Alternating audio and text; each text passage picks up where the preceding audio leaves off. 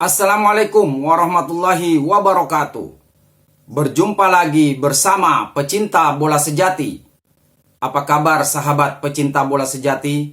Semoga hari ini kita selalu dalam keadaan sehat walafiat.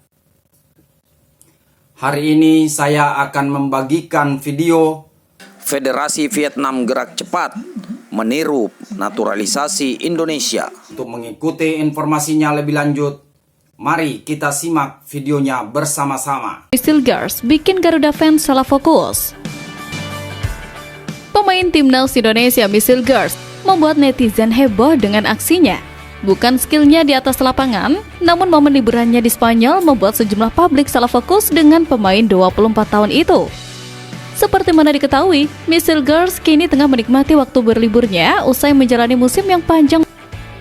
Pada musim ini, Missile Girls tercatat bermain sebanyak 35 pertandingan di semua kompetisi dengan mencetak 2 gol dan 1 assist. Sementara saat bersama skuad Garuda, pemain berusia 24 tahun ini hanya tampil sebanyak 2 pertandingan karena sempat dibekap cedera. Missile Girls harus absen saat timnas Indonesia menghadapi Bahrain dan Cina. Sementara saat melawan Australia dan Jepang, dia ikut tampil. Setelah melalui musim yang panjang dan melelahkan tersebut, Missile Girls memutuskan untuk berlibur ke Ibiza di Spanyol. Dalam foto yang dibagikan Missile Girls di akun Instagram pribadinya, dia tampak sedang asyik bermain jet ski hingga kayak. Namun, banyak netizen yang justru salah fokus dengan sejumlah foto Missile Girls ketika sedang bertelanjang dada. Mataku, hatiku, pikiranku. Tulis akun Instagram @demsky99. Miss, kalau kamu nggak mau lamar aku aja nggak apa-apa yang lamar kamu. Tulis akun Instagram @anggita.augram.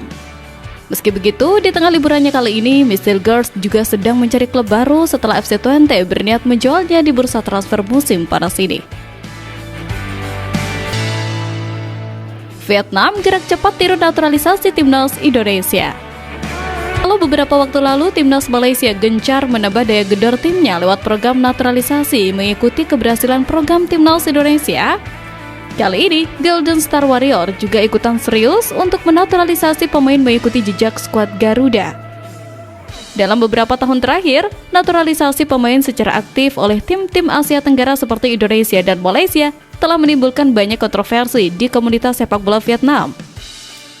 Banyak yang percaya bahwa pendekatan ini hanyalah solusi cepat yang dapat dengan mudah menimbulkan konsekuensi negatif seperti yang terjadi di China dan Singapura.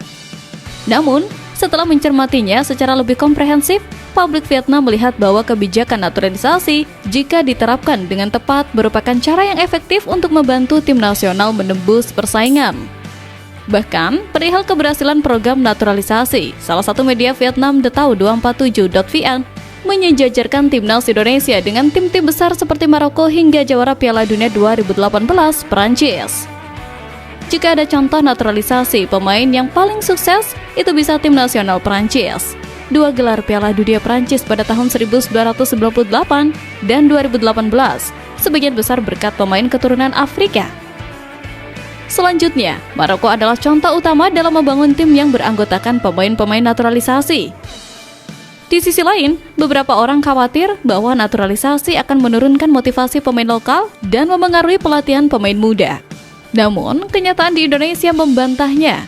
Timnas Indonesia juga memberikan banyak kesempatan kepada generasi muda ketika mencoba menjadi tuan rumah Piala Dunia U20 2023, berhasil tetapi kemudian haknya dicabut dan sukses menyelenggarakan Piala Dunia U17 di tahun yang sama.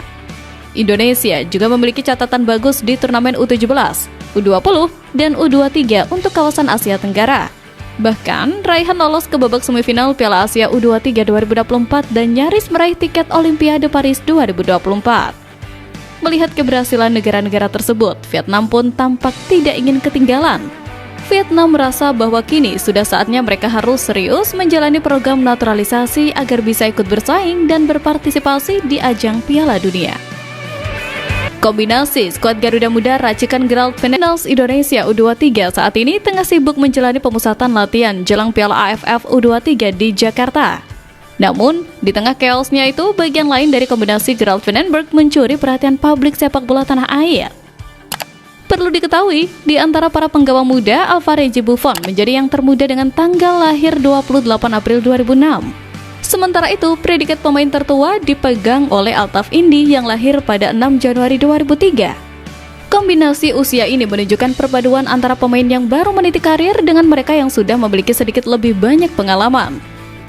Tapi, ada satu sosok yang menonjol dari 30 pemain yang dipanggil Vandenberg. Dia adalah Muhammad Ferrari. Bek Persija Jakarta itu tercatat sebagai pemain yang memiliki segudang pengalaman bermain bersama Timnas Indonesia U23. Tercatat, dia sudah mencetak 11 caps bersama Timnas U23, menjadikannya pemain dengan penampilan terbanyak.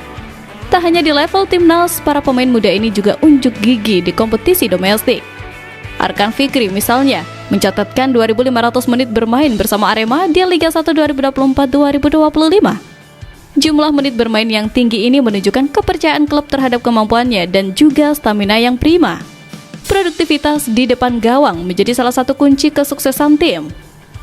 Hoki Caraka menunjukkan ketajamannya dengan mencetak gol saat melawan Cina di kualifikasi U23 2024. Tak ketinggalan, Muhammad Ferrari juga turut menyumbang gol ketika bersua Thailand di Piala AFF U23 2023, membuktikan bahwa bek pun bisa menjadi ancaman serius bagi lawan.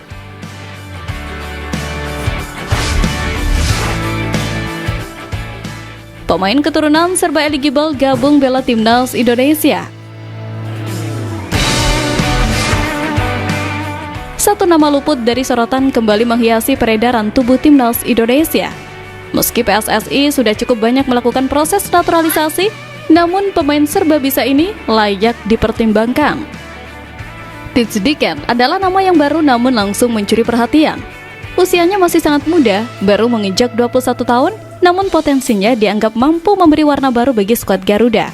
Saat ini, Dicken tercatat sebagai bagian dari FC Den Bosch U21, salah satu akademi sepak bola yang terkenal dalam membentuk bakat-bakat muda berbakat di Belanda. Menariknya, Dicken bukan sekedar pemain luar negeri biasa. Ia memiliki garis keturunan Indonesia dari pihak ayah, tepatnya dari kakek dan neneknya. Ini membuka peluang besar baginya untuk mendapatkan status WNI dan membela Timnas Indonesia secara resmi. Dengan tinggi badan 178 cm, Dicken memiliki postur ideal untuk pemain yang beroperasi di lini tengah maupun belakang. Ia dikenal sebagai pemain serba bisa ditempatkan sebagai gelandang tengah maupun bek tengah. Fleksibilitas ini tentunya sangat dibutuhkan dalam sepak bola modern, apalagi oleh pelatih seperti Patrick Kluivert yang menganut gaya bermain dinamis. Sebagai gelandang bertahan, ia bisa menjadi filter pertama saat tim kehilangan bola. Sementara sebagai bek tengah, Dicken bisa menjadi andalan dalam mengawal lini belakang yang kerap menjadi sorotan di level internasional. Jika benar-benar bergabung, Dicken berpeluang menjadi tandem ideal bagi gelandang seperti Ivar Jenner di lini tengah atau bahkan menjadi pengganti berkualitas di jantung pertahanan bila Rizky Ridho atau Justin Hubner absen. Proses naturalisasi tentunya menjadi tantangan berikutnya. Namun, jika administrasi bisa diselesaikan tepat waktu, bukan tidak mungkin kita akan melihat Dicken mengenakan jersey merah putih dalam waktu dekat.